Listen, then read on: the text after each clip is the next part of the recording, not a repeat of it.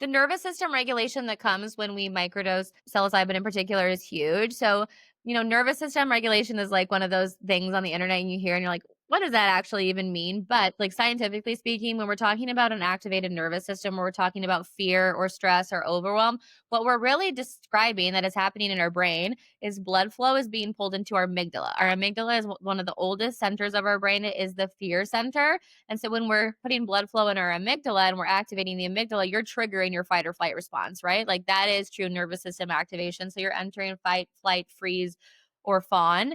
So a lot of people, shut down or they try to avoid or they fight. And so when we microdose psychedelics, psilocybin in particular, what we're doing is we're stopping the blood flow to our amygdala. And this is demonstrated in fMRI scans, right? Like this is science. And we're allowing the blood flow to be back into our prefrontal cortex where we're having rational thought. So we literally do regulate our nervous system by taking our brains out of a heightened nervous system state, aka amygdala activation, and we're putting it back into prefrontal cortex so that we can once again enter rest and digest.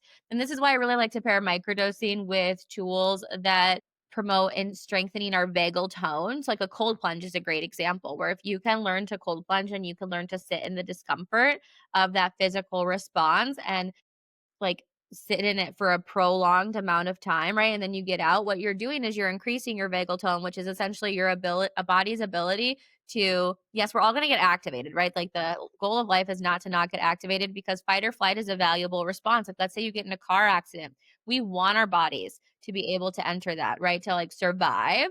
So we don't want to shut it off, but we want the bounce back time to be quicker. So strengthening your vagal tone, your bounce back time is quicker, and then you can like go about your normal life and you don't have to like feel so triggered for so long. Cause I remember I used to just get so triggered, especially if I was in a relationship with someone who was like activating my nervous system, which should Mhm. have been like its own red flag. But a weird text from that guy and oh my God, like I couldn't focus because my brain was not in, like my prefrontal cortex was not on. It was all in my amygdala. And I would be like, so like I could feel my blood pumping, and I'd be so like jacked up inside my body because I was not regulated in my nervous system. So actually microdosing and cold plunging.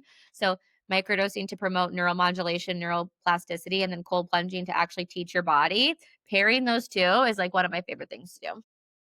It makes complete sense, though. Yeah, totally. I'm obsessed with like you got to teach your body and then you got to take the I like to say like taking microdosing when you're doing these things, it's like, taking your creatine powder before going to the gym. It's like you're just going to get way better results, long-lasting results. So, I'm all about using microdosing as a tool for expansion.